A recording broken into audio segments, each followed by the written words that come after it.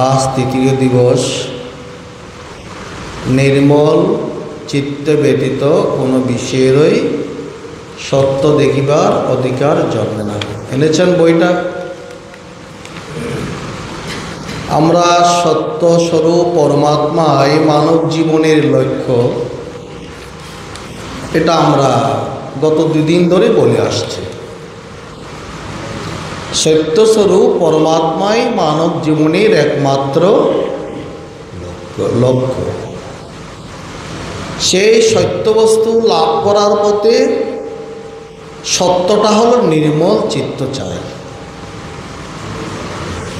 এখন সেই নির্মল চিত্ত গঠন করতে হলে আমাদের কি কর্তব্য?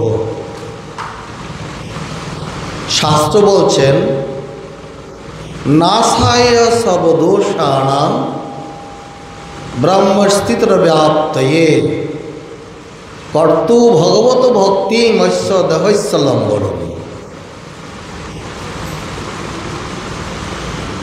এই নির্মল চিত্ত গঠনের জন্য শাস্ত্র বাক্য হল, তোমার মনের যত দোষ আছে এগুলো নাশ করো। নাশায় সর্বদোষাণাং। তারপর কি করতে হবে? তোমার জীবনের লক্ষ্য ব্রহ্মস্থিতি, ব্রহ্মস্থিতির ভাবতে, অর্থাৎ সত্যস্বরূপ পরমাত্মাতে স্থিতি হলো ব্রহ্মস্থিতি। গীতা তো ভগবান দ্বিতীয় অধ্যায়ের শেষ শ্লোকে বলেছেন, এসা ব্রাহ্মী স্থিতি পার্থ। হে অর্জুন, তোমার জীবনের লক্ষ্য ব্রাহ্মী স্থিতি। অর্জুনকে নয়, অর্জুনকে লক্ষ্য করে আমাদের সকলের জীবনের জন্য ভগবানের লক্ষ্য নির্দিষ্ট করে দিয়েছে। সকলের জীবনের লক্ষ্য হবে ব্রাহ্মী স্থিতি। সে কথা শাস্ত্র বাক্য ঋষিরাও বলছেন, ব্রহ্মস্থিতির ভাবতে। তোমার এই ব্রহ্মস্থিতি কখন হবে? যখন তুমি মনের সমস্ত দোষ নিবারণ করতে পারবে। নাশায় সর্বদোষাণাং। তার জন্য কি করতে হবে? কর্তু ভগবত ভক্তি, ভগবানের ভক্তি করো। তোমার এই দোষ নাশনের জন্য কি করতে হবে? কর্তু ভগবত ভক্তি ঐশ্য দেহস্য লম্বন। এই দেহ লাভ করার একমাত্র উদ্দেশ্য তাহাই। এই মানব জীবন লাভ করার একমাত্র উদ্দেশ্য মনের দোষ নিবারণ, ভগবানের ভক্তি, জীবনের লক্ষ্য ব্রাহ্মী স্থিতি। এখন মনের দোষগুলো কি কি? আগে তো আমাকে দোষগুলো কি কি চিহ্নিত করতে হবে। তবে আমি দোষগুলো নাশ করার জন্য সাধনা করব বলে দিয়েছিলাম। আসক্তি, অহংকার, অভিমান, অলসতা, মূলে অজ্ঞান। অজ্ঞান থেকে সমস্ত দোষের উৎপত্তি। এই যে আসক্তি, অহংকার, অজ্ঞান, অলসতা, এগুলো কেন আমাদের হয়? স্বরূপের জ্ঞান না থাকার কারণে, বিরূপের জ্ঞান নিয়ে থাকার কারণে। স্বরূপটা কি? পরমাত্মা। বিরূপটা কি? দেহ। যতক্ষণ দেহের প্রতি দৃষ্টি থাকবে, দেহ চিন্তা থাকবে, শাস্ত্রীয় পরিভাষায় তাহাকে বলা হচ্ছে দেহাত্ম বুদ্ধি। যতক্ষণে দেহের প্রতি মন পড়ে থাকবে, ততক্ষণ মায়া থেকে, অজ্ঞান থেকে উৎপন্ন এই আসক্তি, অহংকার, অভিমান, অলসতা আমাদেরকে ঘিরে ধরবে। আসক্তির আলোচনা গতকাল হয়ে গেছে। এবার আমরা অহংকারের আলোচনা করব। অহংকারটা কিভাবে আমাদেরকে ঘিরে ধরেছে, সেজন্য মহাত্মারা বারবার বলছেন যে মা কুরু ধনজন যৌবন গর্ভং হরতি নিবেশাত কাল সর্বং। আচার্য শঙ্কর বলছেন, মানুষের সাধারণত 4টি বিষয়ের উপর অহংকার হয়। দান, যৌবন মানে দেহের রূপ, বিদ্যা, কুল বা বংশ।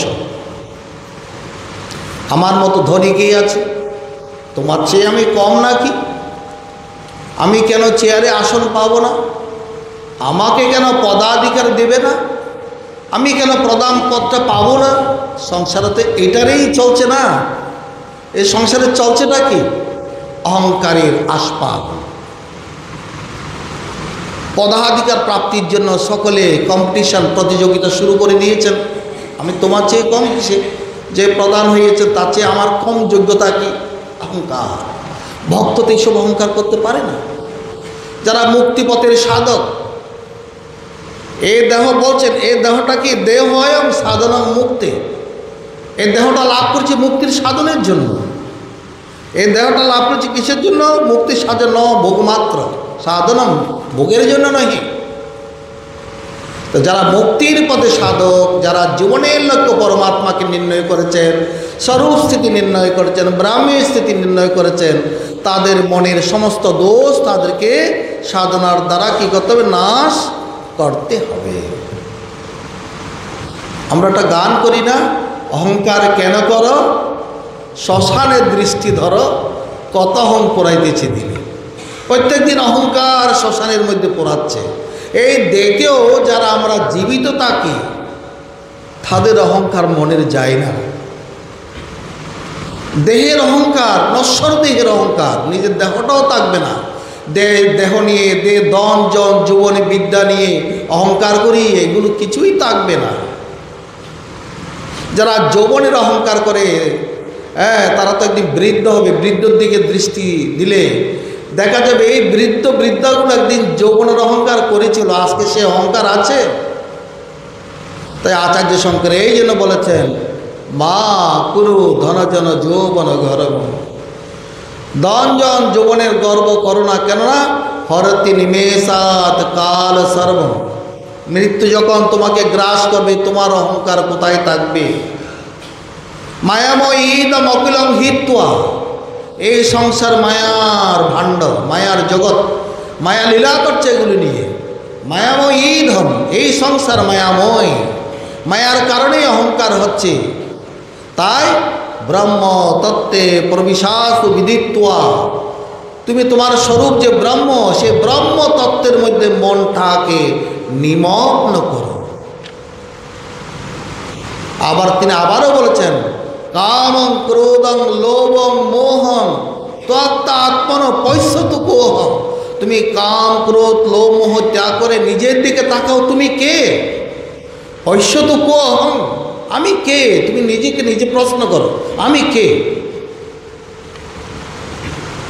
জন্মিবার পূর্বে এই দেহটা কোথায় ছিল? মৃত্যুর পর দেহটা কোথায় যাবে? আদিতে অব্যক্ত জীব, অব্যক্ত অন্ততে, মধ্যে দিয়ে দুদিন ব্যক্ত, দুঃখই ব্যথাতে। কোথায় পড়েছেন? গীতার দ্বিতীয় অধ্যায়ে। এই জীব আদিতে অব্যক্ত, মৃত্যুর পরেও অব্যক্ত, মাঝখানে পান্তশালায় এসে পরস্পরের সংযোগে একটা সম্পর্ক হয়েছে। তাতে তোমার কেন এত আসক্তি, কেন এত অহংকার? তুমি তো দেহ নও, তুমি তো আত্মা। কেন দেহের জন্য তোমার এত অহংকার? কেন শোক? কেন অভিমান? কেন তুমি দেহের কর্তব্য কর্ম করছো না? এই দেহের অহংকারে, দেহের মমত্বের কারণে অর্জুন কর্তব্য ভুল করেছিলেন। আছে গীতার প্রথম অধ্যায়ে সে কথাগুলোই আছে। অর্জুন কেন কর্তব্য ত্যাগ করলেন, কেন যুদ্ধ ত্যাগ করলেন? এবং মুক্তার্জুন সঙ্গে রতপুস্তু বা বিস্তৃত শশরম চাপংশক সংবিঘ্ন মারস। যার মধ্যে মমতা থাকে, অহংকার থাকে, অভিমান থাকে, সেই শোক ও সংবিঘ্ন মানস হয়ে জীবনযাপন করে, শোকাতুর হয়ে জীবনযাপন করে, বিষাদমগ্ন হয়ে জীবনযাপন করে, হতাশাগ্রস্ত হয়ে জীবনযাপন করে। অনাবিল সুখ শান্তি আনন্দ তার মনে থাকতে পারে না। যার মধ্যে মমত্ব আছে, অহংকার আছে, অভিমান আছে, তার মধ্যে অনাবিল সুখ নেই। তাই অর্জুন হতাশাগ্রস্ত হলেন, শরীর কাঁপছে, তার মূল্যবান সেই ধনু গান্ডীব কষে পড়ে যাচ্ছে, সে চোখে শস্যর কুল দেখছে, সে কি কর্তব্য অভিমুখ কি করবে জানে না, সে ধনু ত্যাগ করেছে। কেন ত্যাগ করেছে? আত্মীয় স্বজনগণের ভাবি নিধন আশঙ্কায় শোকাতুর মানুষ যখন নিজের আপনজন ভাবি বিয়োগের আকুল হয়, তখন তার কর্তব্য ভুল হয়ে যায়। অর্জুনের কর্তব্য ভুল হয়েছিল, তাই তিনি শোকাতুর হলেন। আর শোকাতুর হওয়ার সময় তিনি 4টি মূল্যবান বক্তব্য ভগবানের সম্মুখে উপস্থাপন করেছেন। আমি এই জন্যই যুদ্ধ করছি। 1 নম্বর হলো, আমি এই ধর্মযুদ্ধ করলে আমার কুলধর্ম নষ্ট হবে। 2 নম্বর বললেন, আমার বংশে বন্য শঙ্কর পুত্র উৎপাদন হবে। 3 নম্বর হলো, আমার পিণ্ড লোপ পাবে। 4 নম্বর হলো, কুলক্ষজনিত যে পাপ, তার জন্য সমগ্র জীবন আমাকে যাতনা ভোগ করতে হবে। অর্জুনের এই কথাগুলো কিন্তু একজন গৃহস্থ আশ্রমের জন্য উপযুক্ত কথা। একজন গৃহস্থ আশ্রমীকে এভাবেই জীবনযাপন করতে হয়।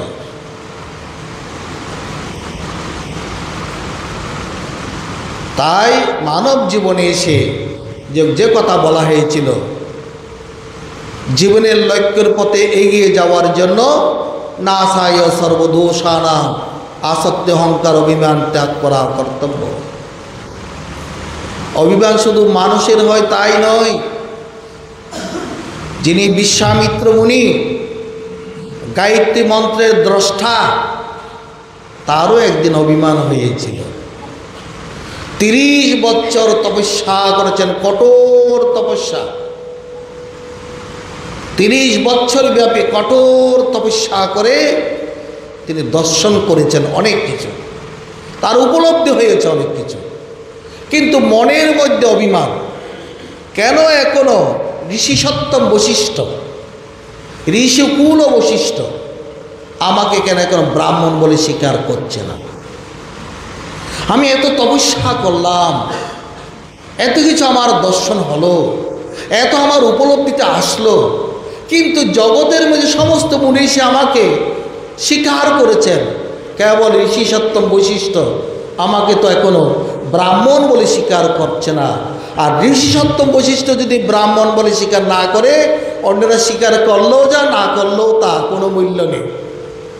এই দুঃখে দেখেন অভিমান কোথায়, এই দুঃখ অভিমান কোথায় হচ্ছে? এত তপস্যা করার পর, এত অনুভূতির পর বশিষ্ঠের উপর তার ক্ষোভ জমেছে। আজকে রাত্রে বশিষ্ঠকে আমি বিনাশ করব, দুষ্টবুদ্ধি জাগ্রত হলো। দেখেছেন অভিমান কি সাংঘাতিক জিনিস? অভিমান থেকে কি এসে যাচ্ছে?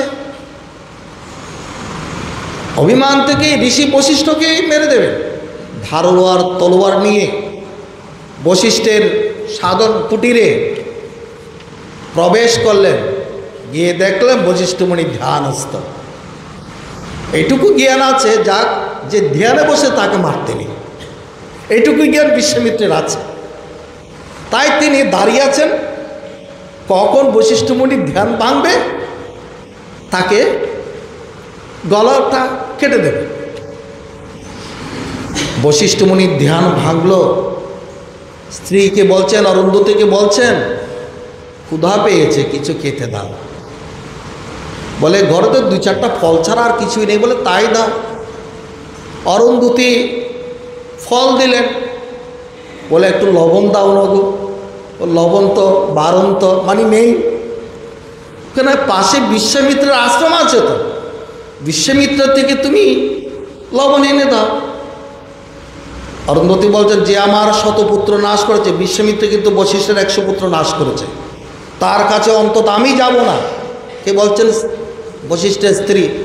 বলে ওগো, এগুলো মনে রাখতে আছে, এখন বিশ্বামিত্রা তপস্যা করে রাজস্বী হয়েছে। এইদিকে বিশ্বামিত্র সব শুনছেন, বিশ্বামিত্র সব শুনছে। আরে আমি কি সর্বনাশ করতে এসেছি? ঋষি বশিষ্ঠ তো আমাকে রাজস্বী বলছেন, আমি তার এত অনিষ্ট করার সত্ত্বেও তিনি আমাকে ক্ষমা করে দিয়েছেন। ক্ষমা করে আমার ধারে স্ত্রীকে বলছেন তুমি লবণ নিয়ে আসো। এরকম মহৎ ব্যক্তি আর এই জগতে আছে, নিজের ভুল বুঝতে পেরে নিজেকে বশিষ্ঠের চরণে গিয়ে একেবারে আত্মসমর্পণ, আমাকে ক্ষমা করে দিন। বলে কেন রাজর্ষি? বলে আমি আর মধ্যে দুষ্ট বুদ্ধি জাগ্রত হয়েছে। বলে এটা হওয়া স্বাভাবিক, তপস্যার তো একটা তেজ আছে, তপস্যার তো একটা তেজ আছে না, তেজ আছে। বলে আমাকে ক্ষমা করে দিন। বলে হ্যাঁ, তোমার তো অনেক জ্ঞান হয়েছে, তো আরও জ্ঞানের যদি প্রয়োজন হয়, তুমি এই ধরার বার যিনি ধারণ করে আছেন সেই বাসুকি নাগের কাছে যেতে পারেন, আপনার পূর্ণ জ্ঞান হয়ে যাবে। এবার ঋষি বশিষ্ঠকে বিশ্বামিত্র প্রণাম করে বাসুকির কাছে গেলেন। বাসুকি না, তিনি ধরার বার রক্ষা করছেন। বাসুকের কাছে গিয়ে বললেন, আপনি আমাকে জ্ঞান উপদেশ করুন, ঋষি বশিষ্ঠ আমাকে আপনার কাছে পাঠিয়েছেন। বলে আমি তো এই অনন্ত ব্রহ্মাণ্ডের ধরার বার মাথায় নিয়ে আছি, অনেক যন্ত্রণায় আছি, এই যন্ত্রণার মস্তক নিয়ে আমি তোমাকে কেমন উপদেশ করব? যদি আমার এই ধরার বারটা কেউ গ্রহণ করে, তাকে আমি একটু খালি মাথায় রিল্যাক্স হয়ে জ্ঞান দান করব। বলে ঠিক আছে, আমার 10 বছরের তপস্যা দিচ্ছি, এই তপস্যার উপরেই আপনার ধরার বারটা রাখুন। তখন বিশ্বামিত্র সংকল্প করলেন, আমার 10 বছরের তপস্যা আমি বাসুকে দান করলাম। ওরা মুনি তো যা বলে তা, সত্য সংকল্পবদ্ধ বলার সাথে সাথে একটা বিরাট স্তম্ভ এখানে উত্থিত হলো মাটি ভেদ করে। এবার বাসুকিকে বলছেন, বিশ্বামিত্র আপনি এই স্তম্ভের উপর আপনার ধরার বারটা রাখুন। ধরার বারটা রাখতে গিয়ে আপনাদের একটু গল্প টল্প না বললে না মনটা একবার কঠিন হয়ে যায়। এই 2 দিন উপদেশ শুনতে শুনতে মন কাঠিন্য হয়ে গেছে। কেউ কেউ বলছে এত কঠিন কঠিন কথা আমরা সইতে পারবো? তাই এই অভিমান কিভাবে নাশ করে তার কথা বলছি। হ্যাঁ, বলে এই স্তম্ভের উপর আপনার মস্তকের ভার রাখুন। তা বাসুকি রাখতে গেলেন, আর স্তম্ভটা নিচের দিকে বসে যেতে যাচ্ছে। বল বিশ্বামিত্রকে বলছেন বাসুকি, না না না, আপনি 10 বছরের তপস্যা দিলে হবে না, তাহলে 20 বছরের তপস্যা দিচ্ছি, আরও 10 বছরের তপস্যা দিচ্ছি। স্তম্ভ আবার উঠে গেল, আবার যখন মস্তকের বাদ দিল আবার বসে যাচ্ছে। বলছে আমার 30 বছরে সমগ্র জীবনে তপস্যা দিচ্ছি। তখন স্তম্ভ আবার উঠে গেল, আবার যখন ধরার বাদ দিচ্ছে ওটা আবার বসে যাচ্ছে। বাসুকি বলছে না না, হবে না, আবার নিজের মস্তকের ভার নিজে নিয়ে নিলেন। বাসুকি তখন ঋষি বশিষ্ঠকে স্মরণ করলেন। স্মরণ করে বলছে আমার ধরার ভারে রাখার জন্য আপনি কি অবদান রাখতে পারেন? বলে আমি তো তেমন আমার জীবনে তপস্যা নেই, সাধনা নেই। যিনি ঋষি সত্তম, প্রকৃত জ্ঞান যার হয় তিনি জ্ঞানভারে নত থাকেন। বিশ্বামিত্রার মতো অহংকার দেখাচ্ছেন না। আমার সমগ্র জীবন কি আবার তপস্যা আছে? দুঃখী মানুষ, শতপুত্রের পিতা হয়েও সেই শতপুত্র আঘাত নিজেকে সহ্য করতে হয়েছে। তবে আমি কিঞ্চিত সাধুসঙ্গ করেছিলাম, এই সাধুসঙ্গের ফলটা আপনাকে আমি দান করতে পারি। যখন সাধুসঙ্গের ফল দান করল, সেই স্তম্ভের উপরে বাসুকি নাকের ধরার বার রক্ষা পেল। আর বাসুকি না, বিশ্বামিত্রকে বলছেন, হ্যাঁ অভিমান আর করবেন কেন? বশিষ্ঠ আপনাকে স্বীকার করেন নাই, আপনি কি এখনো বুঝতে পারেন নাই? অভিমানং সুরাপানং গৌরবং নরকং বর্জে। অভিমান যারা করে তারা সুরাপান করে। বাইরে সুরাপান যেমন দোষণীয়, অভিমান করাটাও সুরাপানের মতো দোষণীয়। অভিমানং সুরাপানং গৌরবং নরকং ব্রজে। যারা গৌরব করে আমি অমুক বংশের লোক, তমুক বংশের লোক, উচ্চ পদের লোক, উচ্চ শিক্ষিত ধনী, তারা নরকে বাস করে। বা এই জন্য অভিমানং সুরাপানং গৌরবং নরকং ব্রজে। অভিমান এমন খারাপ জিনিস, সে অভিমান, দেহের অভিমানগুলো যদি ত্যাগ না হয়, ঈশ্বরে মন সমর্পিত তাকে না। হ্যাঁ, এটা দেখালেন। তাই ঋষিরা বলছেন সত্যস্য স্বাত্মন সঙ্গ, সত্যস্য পরমাত্মন, সত্যস্য চ গুরু সঙ্গ, সৎশাস্ত্রাণাং ততৈব চ। তোমার চিত্তকে নির্মল করার জন্য কি করবে?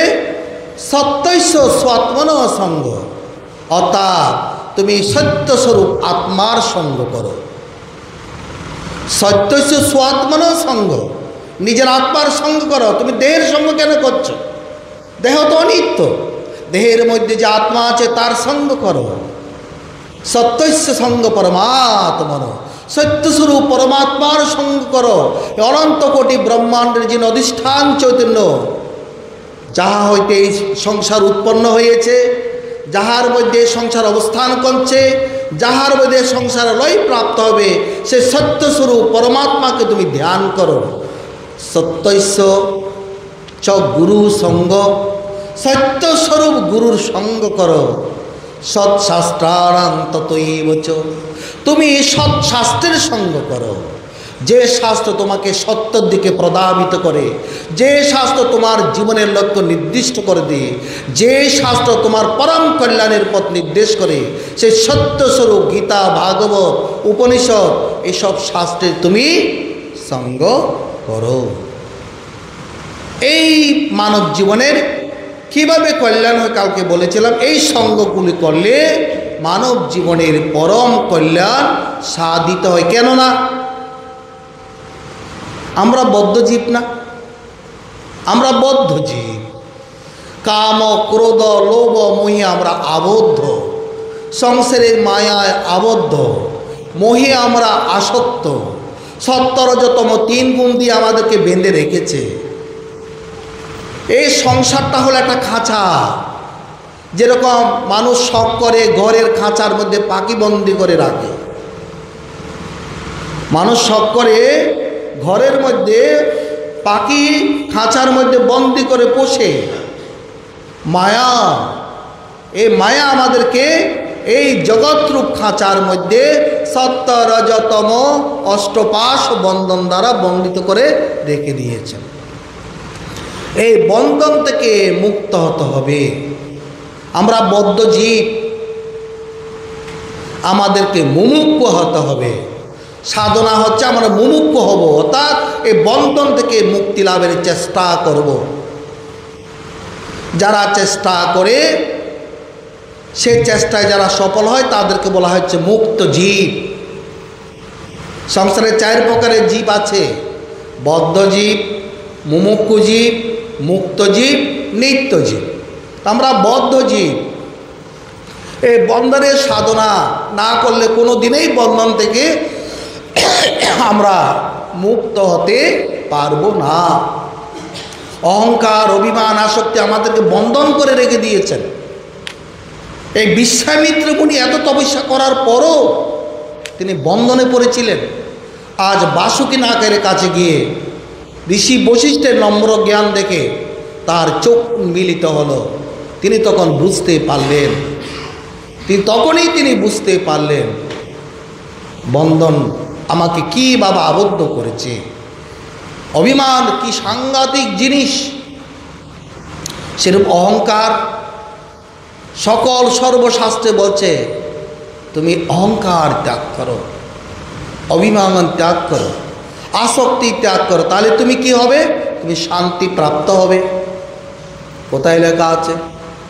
গীতা পাঠ করেন 2য় অধ্যায় 71 নম্বর শ্লোকে, বিহায় কামানীয় সর্বাং উমাং চরতি নিষ্পৃহ নির্মম নিরহংকার সুশান্তিমধি গচ্ছতি। সারা দুনিয়া শান্তি শান্তি করে খুঁজে বেড়াচ্ছি, শান্তির সন্ধান আছে আমার গীতা মাতার বাণীর মধ্যে। গীতা পাঠ করছি কিন্তু শান্তির বাণীটা পরোটা অনুভব করতে পারছি না। মা তো বলে দিয়েছেন, গীতা মা বলে দিয়েছেন এভাবে চলো তুমি শান্তি প্রাপ্ত হবে। ঘরের মা যেমন সন্তানকে বলে বাবা ওইদিকে যেও না, ওদিকে এলে দুঃখ পাবে, এদিকে যাও ওইদিকে সুখ পাবে। এবং সন্তান না শুনলে মায়ের কি দোষ? মায়ের কথা মা বলছেন উত্তরে যেতে, ছেলে গেল দক্ষিণে, দুঃখ পেল, কান্না করতে করতে আসলো, বলো বাবা আমি কি করব? আমি কী করবো? তোমাকে উত্তরে যেতে বলেছি, এদিকে মলমও দিচ্ছে, এদিকে সান্ত্বনাও দিচ্ছে। তো আমরাও, আমাদেরকে গীতামও বলছেন তুমি অহংকার আসক্তি ত্যাগ করো, নির্মম মমত্ব শূন্য হও। আসক্তি শূন্য, মমত্ব শূন্য মানে আমার আমার করা, আমার ঘর, আমার বাড়ি, আমার ধন, আমার টাকা, আমার পয়সা, সব কিছু আমার। আমি যদি প্রশ্ন করি তোমার শরীরটাও কি তোমার? এই শরীরটা কি তুমি রচনা করেছো, তৈরি করেছো, সৃষ্টি করেছো? যে শরীর নিজে সৃষ্টি রচনা করতে পারো না, তুমি কি করে বলো সব আমার? এই ক্ষুদ্র বিচার জ্ঞান আমাদের মধ্যে নেই। আমার আমার করছে, তা বলছে নির্মম মমত্ব শূন্য হও। আমার আমার ত্যাগ করে তোমার তোমার করো, তুহু তুহু করো, সব তোমার ভগবানের। আমি কেবল নিমিত্ত মাত্র। অহংকার ত্যাগের হলো এই প্রথম কথা, অহংকার ত্যাগ। অহং তো যায় না, অহংকার ত্যাগ করতে হয়। ওই বললাম, রূপের অহংকার, ধনের অহংকার, যৌবনের অহংকার, বিদ্যার অহংকার, কুলের অহংকার। এমনকি মানুষ সৎকর্ম করেও অহংকার করে, দান করে অহংকার করে। আমি অত দান করলাম, নেম প্লেট দিয়ে বসে, এত টাকা দিলাম, এত টাকা দিলাম, দানের ফল ওইখানেই শেষ। একবার শিবির রাজা দান করছেন, সবাইকে দান করছেন, তিনি রাজ্য পরিচালনা করছেন গুরুর আদেশে। আর তার মধ্যে অহংকার আসলো, অহংকারের কারণে দুর্ব্যবহার করে দিল। মানুষের অভিযোগ আসছে গুরুর কাছে, দেখেন আপনার শিষ্য রাজা, শিবির রাজা দান করছে, আবার গালিও দিচ্ছে। তো মহা সাংঘাতিক কথা, কী করা যায় এখন? তার অহংকার কীভাবে নিষ্কাশন করা যায়? তখন গুরুদেব একদিন বলছেন, রাজা চলো, তোমাকে আমি এক সুন্দর জায়গায় নিয়ে যাব, তপস্থলিতে নিয়ে যাব। তো গভীর বন হলো তপস্যার উত্তম স্থান। গভীর বনে গেল, সে পাহাড় উঠল, পাহাড়ের মধ্যে বিশাল বিশাল পাথর। বলে এবার একটু বসি আমরা। আচ্ছা বসলো। বলো ওই পাথরটা একটু উল্টেই দেখো তো। শিবির রাজা তো পাথরটা উল্টালো, এত বড় একটা ব্যাগ, মানে ব্যাগ। বলে রাজা, এই ব্যাঙ যে এত বড় হয়েছে, আহার দিয়েছে কে? এই পাহাড়ের উপরে বড় বড় পাথরের তলায় এত বড় যে ব্যাঙটা ওখানে বসে আছে, সে এত মোটা হয়ে না কি করে? তার আহার জোগালো কি করে? তুমি, এটা তো তোমারই রাজ্য। টান দিল, আর করবো না অহংকার, আর অহংকার করবো না। শিক্ষা দিল, তুমি দান করো যে অহংকার করো, হ্যাঁ দান করে অহংকার করলে সে দাতা হতে পারে। ধনীরা দানের অহংকার করে, দানের অহংকার করে, তাদের অহংকারগুলো মহাত্মা কবির মুহূর্তের মধ্যে চূর্ণ বিচূর্ণ করে দেয়। কীভাবে চূর্ণ বিচূর্ণ করে? একবার মহাত্মা কবিরের কাছে তার এক ভক্ত, এক শেঠ ধনী, যার কাছে কোটি কোটি টাকা বর্তমান যিনি, তাকে নিয়ে গেলেন। বললেন, গুরুজি আমি এক ধনীকে আপনার কাছে নিয়ে এসেছি। অর্থাৎ ভক্তটা মনে করেছে আমি ধনী মানুষটাকে গুরুজির কাছে এনেছি, হ্যাঁ গুরু যদি একটু তোষামত করে অনেক টাকা দান টান করবে। মহাত্মা কবির যিনি 700 বছর আগেও ভগবান রামচন্দ্রের দর্শন করেছেন, হনুমান দর্শন করেছেন, সেই মহাত্মা কবিরকে ওই ভক্ত চিনতে পারেনি। তিনি বলছেন, তুমি বড় মানুষ নিয়ে এসছো, কই তোমার মতো পাসপোর্ট পাসিং সি তো ওর খায়, কোন দিকে বড় হলো? যাকে তুমি বড় মানুষ বলতেছ সেই তো তোমাদের এখানে বসা, সকলে হাইটটা একই রকম, পাসপোর্ট 6 ইঞ্চি, পাসপোর্ট 5 ইঞ্চি, এরকম হাইটের, বড় কোন দিকে হলো? বলে না না, আমি সে অর্থে বড় বলছি না, অনেক টাকা আছে, কোটি কোটি টাকা। বলে ও কোটি কোটি টাকা, তারা ধনী। বলে তুমি তো এখনো জানো না কাকে ধনী বলা হয়, কাকে দাতা বলা হয়, কাকে ভিখারি বলা হয়। বলা ধনীরা বড় বড় মন্দির গিয়ে কি প্রার্থনা করে জানো? হে ভগবান, আমার 100 কোটি আছে, অল্প দিনের মধ্যে যেন 200 কোটি হয়ে যায়। তাদের চাওয়াটা বড় বড়। এই জীবনে হায় সেই বেশি চায় যার আছে বুড়ি বুড়ি। রবীন্দ্রনাথ ঠাকুরের 2 বিঘা কবিতা। এই জীবনে হায় সেই বেশি চায় যার আছে বুড়ি বুড়ি। যারা ধনী তারা বেশি চায়। একজন ভিখারি 2 টাকা পেলে সন্তুষ্ট, 5 টাকা পেলে সন্তুষ্ট, 10 টাকা পেলে সন্তুষ্ট। কিন্তু ধনী ওই 1 টাকা 2 টাকাতে সন্তুষ্ট না, আমার 100 কোটি আছে, আরও 100 কোটি চাই। এই জন্য ক্যাতকরি কবি রবীন্দ্রনাথ বলেছিলেন, এই জীবনে হায় সেই বেশি চায় যার আছে বুড়ি বুড়ি। প্রজার সমস্ত কাঙ্গালের সমস্ত রাজা কি করে হস্ত করে ধন চুরি। কাঙ্গালের যে ধন সে চুরি করে। এ রাজা ধনী হয়েছেন প্রজাদের রক্ত চুষে ট্যাক্স নিয়ে ধনী হয়েছেন। বলে তুমি তো চিনো না, ধনী তো তারা যে চায় সে তো কাঙ্গাল, সে তো ধনী হতে পারে না। প্রকৃত নিষ্কাম দাতাই হলো ধনী, যে দান করতে পারে নিষ্কামভাবে ঈশ্বর পিতার্থে, ঈশ্বরের নিমিত্ত এই নিমিত্ত মাত্রাং ভবসভ্যসা আছেন। হে প্রভু, তুমি আমাকে দানের সমর্থ দাও, সোমার জিনিস তোমাকেই দিলাম। এই জন্য শাস্ত্র আছে, শ্রদ্ধয়া ধেয়ং অশ্রদ্ধয়া অধেয়ং, সম্বিদা ধেয়ং রিয়া ধেয়ং।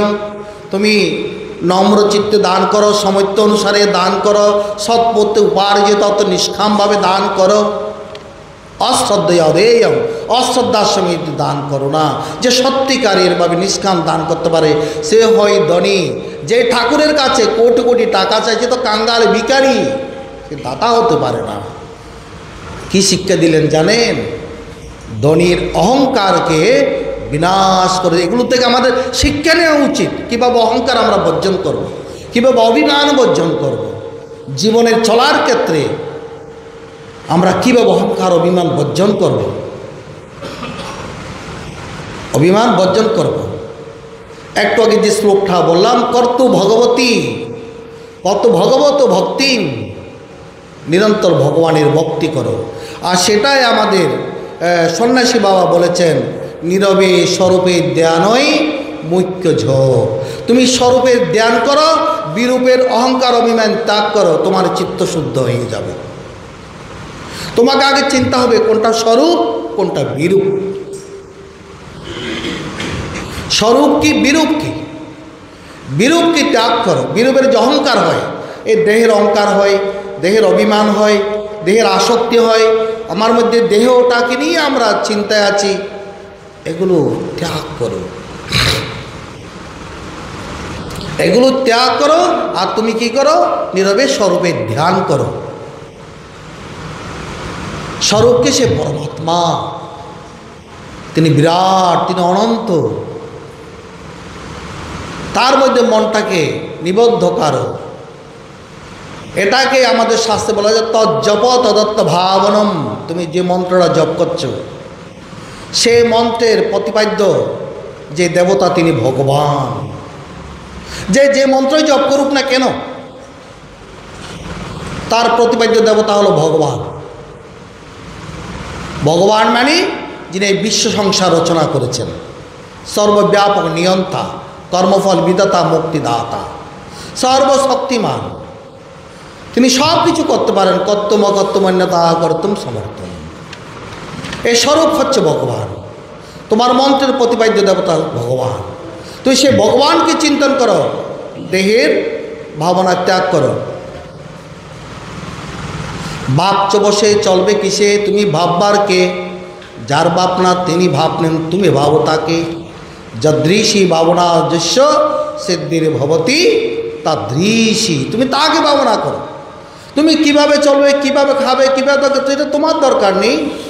তুমি তাকে ভাবো, ঈশ্বরকে ভাবো, ঈশ্বরের নাম নিরন্তর জপ করো, স্বরূপের ধ্যান করো। তুমি স্বরূপের ধ্যান করো। এই অনিত্য দেহ কিভাবে পরিপালিত তিনি জানেন। তুমি কর্ম করো, কর্ম ত্যাগ করো, কর্মের আসক্তি ত্যাগ করো, কিন্তু কর্ম করো। কর্ম ত্যাগের উপদেশ গীতার মধ্যে নেই। সাধনা ত্যাগের উপদেশ গীতার মধ্যে নেই। সেটা বলছে কর্তু ভগবত ভক্তিম, ভগবানকে উত্তম ভক্তি হলো ভগবানের স্বরূপ চিন্তা করা, ভগবানের নাম জপ ধ্যান করা যেমন ভক্তি, ভগবানের কাছে প্রার্থনা করা যেমন ভক্তি, ভগবানের স্তবস্তুতি করা যেমন ভক্তি, ভগবানের বিধিনিষেধ মান্য করা যেমন ভক্তি, ভগবানের আদেশনে ব্রতাদি পালন করা যেমন ভক্তি, নিয়মিত সৎসঙ্গ করা যেমন ভক্তি, উত্তম ভক্তি ভগবানের স্বরূপ চিন্তন। তাই সন্ন্যাসী বাবা বলেছেন নীরবে স্বরূপে ধ্যান করো। নীরবে মানে কি? মনের নীরবতা চাই, স্থানের নীরবতা চাই, বলেছিলাম মনে আছে?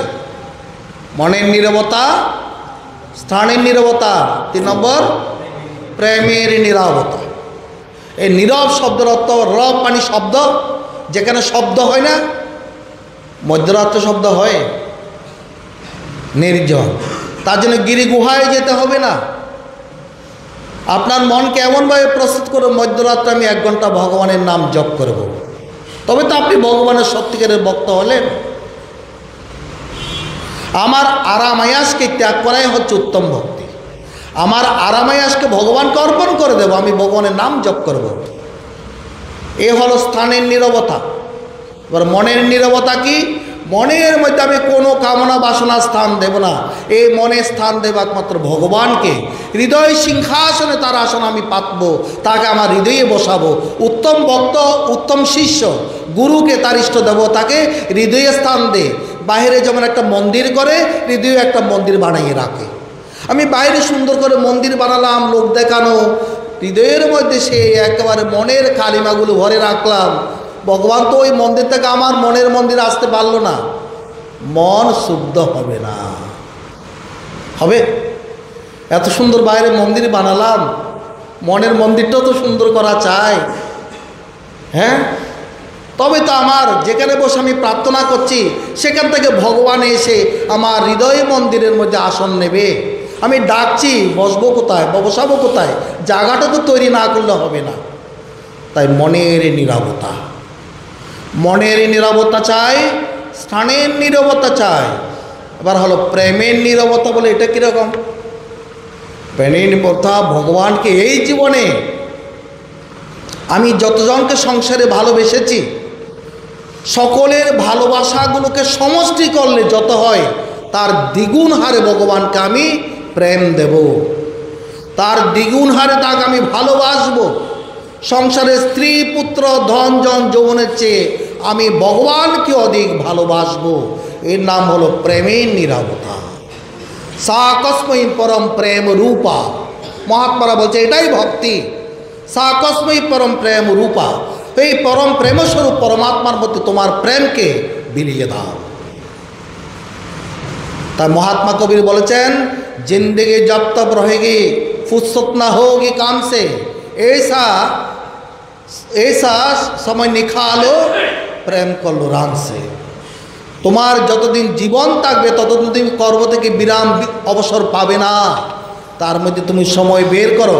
তোমার যদি ঈশ্বরের প্রতি প্রেম থাকে, তোমার যদি ঈশ্বরের প্রতি টান থাকে, তোমার যদি ঈশ্বরের প্রতি ভালোবাসা থাকে, তুমি নিজের ক্ষুদ্র স্বার্থ বিসর্জন দিয়ে ভগবানের জন্য তুমি তাকে বসে চোখের জল বাসিয়ে তাকে ডাকবে, হে ভগবান এই মানব জীবন তুমি দিয়েছ, এই জীবনে তোমাকে প্রেম ভরে একবারও ডাকতে পারলাম না। যতবার ডেকেছি কেবল আমার স্বার্থে লাগিয়ে ডেকেছি, আমাকে এই দাও ওই দাও ওই দাও ওই দাও। তা গান করি না, ভালোবেসে তোমায় ডাকতে পারলাম না, ডেকেছি শুধু স্বার্থ লাভের জন্য, প্রেম ভরে তোমাকে ডাকতে পারলাম না। যদি আমরা মনের নীরবতা, স্থানের নীরবতা, প্রেমের নীরবতায় বসে ভগবানের নাম জপ করি, আর যাকে জপ তিনি আমার পরমাত্মা, তিনি আমার স্বরূপ, তিনি আমাকে সৃষ্টি করেছেন, আমি তার স্থানে পৌঁছতে চাই, আকুল ব্যাকুলতায় যদি তাকে ডাকি, মনের মধ্যে অশুদ্ধতা বলে কিছু থাকতে পারে না। এই জন্য সন্ন্যাসী বাবা বলেছেন নীরবে স্বরূপের ধ্যানই মুখ্য জপ। নীরবে স্বরূপের ধ্যানের মুখ্য জপ। জপ 3 প্রকারের হয়, বাচনিক জপ, উপাংশু জপ, মানস জপ। 3 প্রকারের জপ হয়। আমরা যে উচ্চস্বরে হরিনাম করি, নম শিবায় শিবায় করি, নমশ্রী গুরুবগের, এগুলো হচ্ছে বাচনিক জপ উচ্চস্বরে। উপাংশু জপ হলো টোটে টোটে বসে জপ করা। আমি জপ করছি, আমি শ্রবণ করব, অন্য শ্রবণ করতে পারবে না।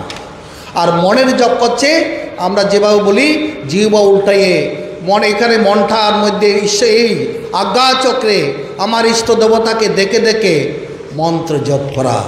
আর বাবা হে পরমাত্মা, তুমি আমার স্বরূপ, তুমি আমার আধার, তুমি আমার পিতা, তমেব মাতা চ পিতা তমেব, তমেব বন্ধুশ্চ সখা তমেব, তমেব বিদ্যা দ্রবিণং তমেব, তমেব সর্বং মম দেবদেব।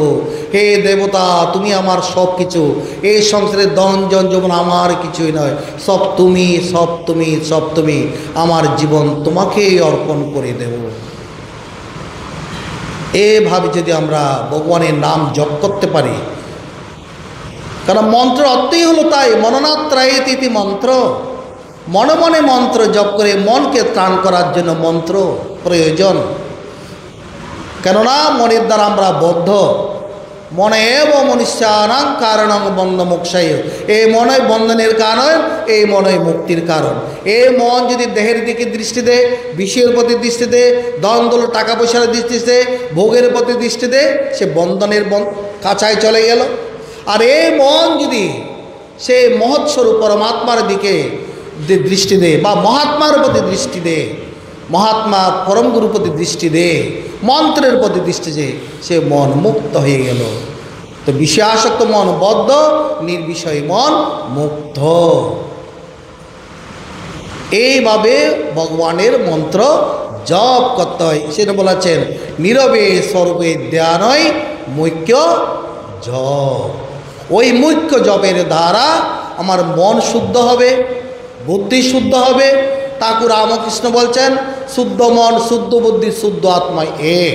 যার মন বুদ্ধি শুদ্ধ হয়ে গেল, সে এক শুদ্ধ স্থানের মধ্যে অবস্থান করে, ওই শুদ্ধ স্থানের নাম হলো আত্মা।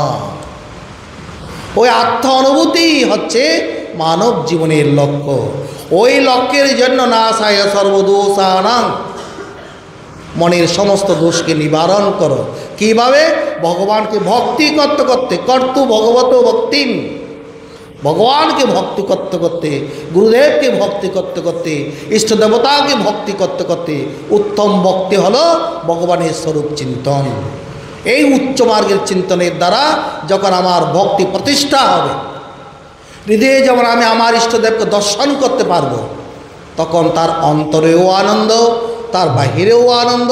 এই আনন্দময় জীবনের মধ্যে আর কোনো অশান্তি, দুঃখ, নিরানন্দ থাকতে পারে না। ওই আনন্দ লাভই হচ্ছে পরমাত্মাকে লাভ করা আনন্দ, যাকে ঠাকুর রামকৃষ্ণ ব্রহ্মানন্দম বলতো।